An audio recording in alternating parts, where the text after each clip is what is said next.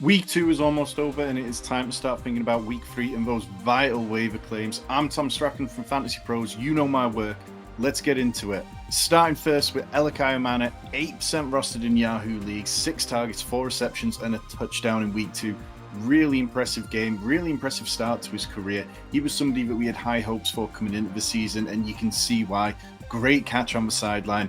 Really incredible touchdown. It seems clear that he's ahead of Van Jefferson, he's ahead of Tyler Lockett, and Cam Ward seems to trust him in big moments. Now, this offense still is a little bit ropey, but there are going to be better days ahead. Cam Ward's going to settle down as the games keep coming, and I really have a lot of hope that Elic Ayomanor, by the time that you need somebody to cover bye weeks, is going to be quite reliable.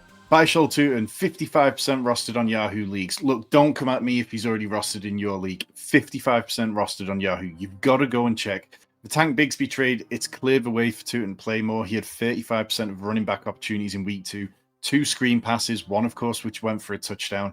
Tuten looks like he's going to be an every week contributor, somebody who can bring value to your fantasy team straight away. And his 5.25 yards per carry against, admittedly, an awful Bengals defense is exactly what we want to see. We need to see some juice in this offense. If you find this first time here at Fantasy Sanctuary, hit that subscribe button.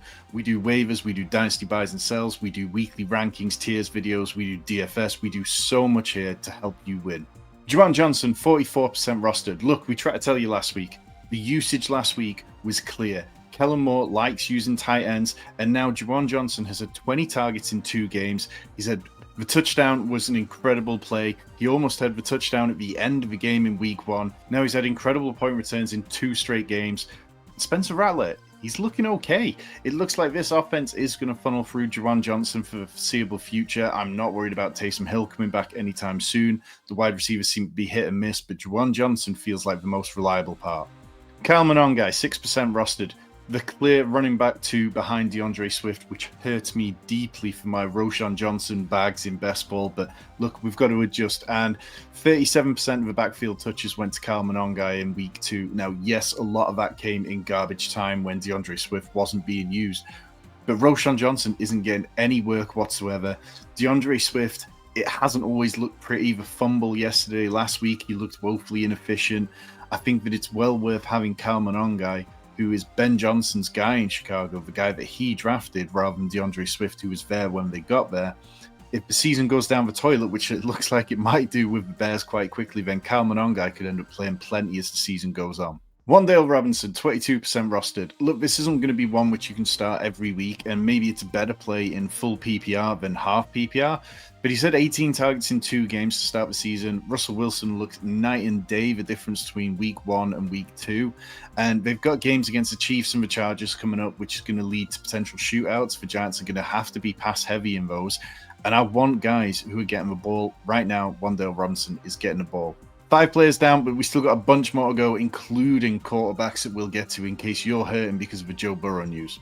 Troy Franklin, 3% rostered, had 15 targets in 2 games, over 11 yards per catch in both games. He's got games coming up against the Chargers, the Bengals, which is one which we definitely want to target, and then the Eagles. Now, of course, anyone in a Sean Payton offense is always going to be a bit back and forth at times about how useful they are. We know that he's going to mix things up. We know that it's going to be a bit difficult, but Troy Franklin looks to be really settling in. He had a career high in targets this week with 9 receiving yards at 89.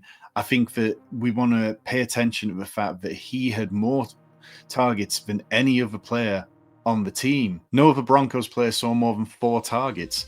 Now, the route share, like I say, it's always going to be tricky in Sean Payton offenses, but what we're seeing from Troy Franklin has me believing enough that I think that he is the clear number 2 ahead of Marvin Mims. Tyler Allgeier, 30% rostered. Again, we were banging on and on and on about Tyler Allgeier all off-season on this channel. He deserved to be drafted higher, and now he's only 30% rostered on Yahoo. So go out and get him this week. Fix the problem that you created by not drafting him in the first place. 16 carries in week 2, 10 carries in week 1. This is a guy who finished 2024 10th in explosive run rate and in 7th in juke rate. His standalone value is incredibly high, not to mention the handcuff value. We see every week that they're happy to use him in the red zone, they're happy to use him in the passing game. Tyler Allgeier is probably the best backup running back in the league outside of David Montgomery, and people aren't giving him the respect that he deserves. We saw the Falcons struggle against the Vikings in the passing game, but the running game, there's no problems there. And I think that the running game is going to be a big part of this team throughout the season. So I want pieces of that. And look, if anything happened to Bijan, you absolutely have to have Tyler Allgeier. We've got 3 more players before we get to the quarterback, so don't tune out if you're looking for those Joe Burrow replacements, and make sure you're hitting the like button and let me know which of these guys you're picking up. Cedric Tillman, 39% rostered, a guy who we talked about last week when he had a really impressive week 1. And look, the Browns quarterback situation, it isn't something which we want to be heavily exposed to, but they're going to have to pass the ball a lot. Joe Flacco had a nightmare game against the Ravens, but that always looked like a mismatch. There will be easier games coming up for them. Tillman had 8 targets, 5 catches, 52 yards, and a touchdown in week 1. Week 2, we saw him go out there, only have 2 receptions and 22 yards, but he got the touchdown, and the awareness on that touchdown was incredible. 16% target share, second on the team, but 13.2 points per game is first. Tillman is still the wide receiver I want, ahead of Jerry Jeudy. Now let's talk about a couple of running backs who should really be rostered in every single format. Cam Skattebo, rookie running back for the New York Giants, 59% rostered on Yahoo. Okay, so that's getting a little bit high. We don't like to go above 55% really, but go and check just in case somebody dropped him after week 1. He seems to have the goal line role completely locked down. He had 11 of the 17 Giants running back rush attempts in week 2. And he's the only one getting the work inside the 5, inside the 10. Yes, it might be a little bit of a slow start for Skattebo in terms of the overall rushing production, but better days are coming. Remember, he's a rookie. Remember, he's still taking work away from Devin Singletary, taking some away from Tyrone Tracy, and I'm ready to make sure that he's on as many of my rosters as possible. Blake Corum, 8% rostered. Okay, if you can't get Cam Skattebo, then go and get Blake Corum. Corum, again, had the only carry inside the 5. We're looking at guys that have roles when it comes to this deep into waivers. We want guys who can give us some production if we're in a desperation sort of situation. Now, Blake Corum, there's been moments where we thought he was going to steal more of the work away from Kyren Williams. We know Kyren Williams is an inefficient player. And it looks like we're finally seeing that. Like Blake Corum and Kyren, they split the red zone carries with 3 each, but Corum was the only one who got anything near the goal line. And it makes sense because Blake Corum, you go back to his days at Michigan, he was a very good goal line running back. Now, 544 isn't necessarily startable yet. We need a little bit more production to be able to rely on it. But if he can start seeing double-digit carries every week, then he could be the kind of guy who we can start in a pinch. If anything happens to Kyren Williams, of course, then you've got a guy who could be playing and being a top 24 running back every single week. Let me know in the comments down below. Are you trying to get Blake Corum this week? Do you think he's worth it? Who else would you be looking to acquire at the running back position? Now let's round out with quarterbacks. And obviously in Superflex leagues, this will be different, but we'll get to one in a minute. He'll definitely be available. But Daniel Jones demands your attention.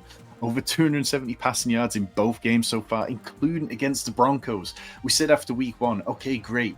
You can go and score against Miami. Anyone can score against Miami. Their defense is probably the worst in the league. But go and do it against a proper team.